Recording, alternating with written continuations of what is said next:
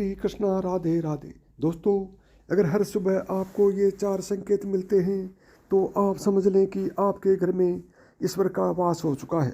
वह क्या है 4 संकेत? आज हम इसी पर बात करेंगे। दोस्तों, जब आप पूजा पाठ करते हैं तो ईश्वर का वास आपके घर में होता ही होता है, चाहे वो प्रत्यक्ष रूप से हो या अप्रत्यक्ष रूप से। वो जब घर में वास करते हैं तो आपको महसूस हो ही जाता है। कई बार आप उन्हें देख भी पाते होंगे।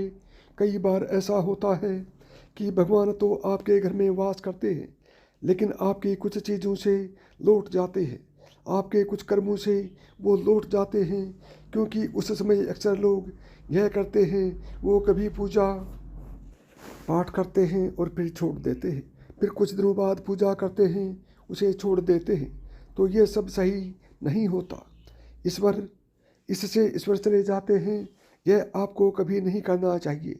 बहुत से लोग ऐसे भी होते हैं जिनके घर में ईश्वर तो वास करते हैं, लेकिन उन्हें स्वयं इस बात का पता नहीं होता और वो स्वयं उनका अपमान करके उन्हें वापस भेज देते हैं, ये कहकर कि मैं ईश्वर की पूजा तो रोज़ करता हूँ, लेकिन तब भी ईश्वर मुझे क्यों नहीं दिखते।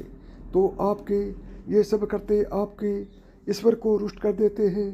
तो इसलिए आपको आज हम वो 4 संकेत इस वीडियो में विस्तार से बताएंगे, जिससे आप स्वयं जान पाएंगे कि ईश्वर आपके घर में आ चुके हैं। तो हम आपको बता दें कि जब ईश्वर आपके घर में प्रवेश करते हैं तो बहुत से बदलाव आते हैं, जिससे आप महसूस कर सकते हैं। उदाहरण के लिए हम आपको बता दें कि मान लीजिए कि आप अपने पहले 10,000 रुपये कमाते थे, आपकी सैलरी इतनी थी और उसमें भी आप कर्ज में दबे जाते थे, कुछ बचाना तो दूर की बात। अब इस समय भी आप 10,000 रुपये कमा रहे हैं, लेकिन फर्क अब ये है कि अब आपके ऊपर कोई कर्जा नहीं है और उस पर 10,000 में सब खर्च करके आप पैसे बचा भी पा रहे हैं। तो इसका मतलब है कि अब आपके घर में बरकत आ गई है, ईश्वर की कृपा आप पर हो गई है। जिस भोजन के आटे को 3 लोग खाते थे, अब उसी में इतनी बरकत हो गई है कि उसी भोजन के आटे में 5 लोग खा रहे हैं। तो ये सब चीज़ें आप महसूस कर सकते हैं, जिसके बाद ये स्पष्ट हो जाता है कि ईश्वर आपके घर में वास कर चुके हैं। जब भगवान आपके घर में आते हैं तो प्रत्यक्ष या अप्रत्यक्ष रूप से आते हैं और आपको आपकी पूजा का फल प्रदान करते हैं। अब फल कैसे देते हैं, ये जरूरी नहीं कि वो आपकी सभी इच्छाओं को पूर्ण कर देंगे। वो आपको शक्ति प्रदान करते हैं, आपको आपके दुखों से लड़ने के लिए। आपके जीवन में सुख दुख सभी आपके कर्मों के आधार पर आते हैं, लेकिन जो दुख है उसे सहन करने की शक्ति आपको ईश्वर देते हैं। मान लें आपका एक्सीडेंट होने वाला है, लेकिन आपको एक छोटी सी चोट या खरोंच लग जाती है और वो घटना वहीं पर रुक जाती है।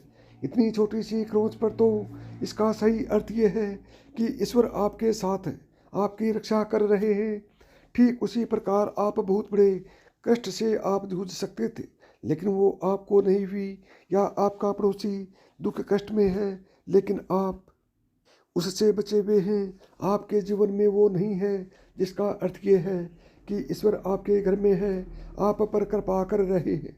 तो इन सब चीज़ों से आप ये महसूस कर सकते हैं कि ईश्वर आपके घर में है, जिस पर आपको यकीन करना होगा।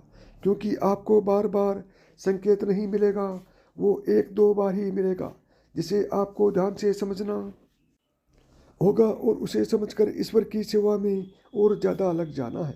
तो चलिए अब उन संकेतों की बात करते हैं।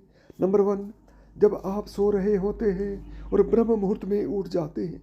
हर रोज़ आपकी नींद इसी समय खुल जाती है। साथ ही यदि ब्रह्म मुहूर्त में ही कोई ऐसा सपना दिखाई देता है, जैसे कि मंदिर में आप पूजा कर रहे हैं, मंत्रों का जाप कर रहे हैं, तो ब्रह्म मुहूर्त में देखे गए ऐसे सपने भी इस बात का संकेत होते हैं कि ईश्वर आपके घर में है। नंबर 2, यदि आपको ब्रह्म मुहूर्त में ही शंख की आवाज़ सुनाई देती है, मंत्रों की आवाज़ सुनाई देती है, घंटियों की आवाज़, या कोई नाम, जैसे कि कोई आपसे राम राम कह रहा है, ऐसी आवाज़ अगर आपको सुनाई देती है तो ये दूसरा संकेत होता है, जिससे ये पता चलता है कि भगवान आपके घर में आ गए हैं। नंबर 3, जब भी आप सुबह सुबह नहा धोकर तैयार होते हैं तब आपको एक अलग सी सुगंध आती है। ये एक अजीब सी सुगंध होती है जो आपके घर में किसी को नहीं आती, केवल आपको महसूस होती है। ये ना तो किसी इत्र की सुगंध होती है, ना ही अन्य किसी अगरबत्ती या अन्य किसी चीज़ की। बस आपको ये अजीब सी महक आती है। ये सुगंध आपके मंदिर घर में से आती है। अब वो घर में जिस जगह होगा वहीं आपको ये महक आती है, और जितना आप अपने घर के मंदिर के पास जाते हैं उतनी आपको महक ज़्यादा आती है। दोस्तों, ये महक देवी देवताओं की होती है, जिससे आपको पता चलता है कि ईश्वर आपके घर में वास कर चुके हैं। अब जो नकारात्मक ऊर्जा होती है, जब इनका घर में आगमन होता है तो आपको घर के भीतर दुर्गंध आने लगती है। लेकिन जब ईश्वर का वास होता है, सकारात्मक ऊर्जा का प्रवेश होता है, तो आपको सुगंध आने लगती है। ये महक बहुत ही अच्छी होती है, प्यारी सी होती है, मीठी सी होती है, जो आपका मन पूरी तरह मोह लेती है। नंबर 4, जब भी आप पूजा करने जाते हैं तब उसी समय यदि कोई जीव यानी कि कुत्ता, बिल्ली, गाय या फिर अन्य कोई भी व्यक्ति भिक्षु आपके द्वार पर आ जाता है, और ये आपके साथ हफ्ते में 3-4 बार लगातार हो रहा है कि आपके पूजा करते समय में ही वो आ रहे हैं, तो इसका मतलब है कि ईश्वर आपके घर में दस्तक दे रहे हैं, उनका आगमन हो रहा है। क्योंकि जो गाय होती है वो भी माता का स्वरूप होती है। कुत्ता भी भैरव बाबा का प्रतीक माना जाता है, या फिर कोई याचक आता है तो वो भी ईश्वर के किसी न किसी रूप में आ रहा है। तो हमें कहीं भी नहीं भगाना चाहिए, बल्कि उन्हें संतुष्ट करना चाहिए, अर्थात उन्हें भोजन करवाना चाहिए, उन्हें सम्मान देना चाहिए। पैसे का या अन्य किसी चीज़ का दान करना अलग बात है, लेकिन सबसे बड़ा दान भोजन का, पानी का माना जाता है।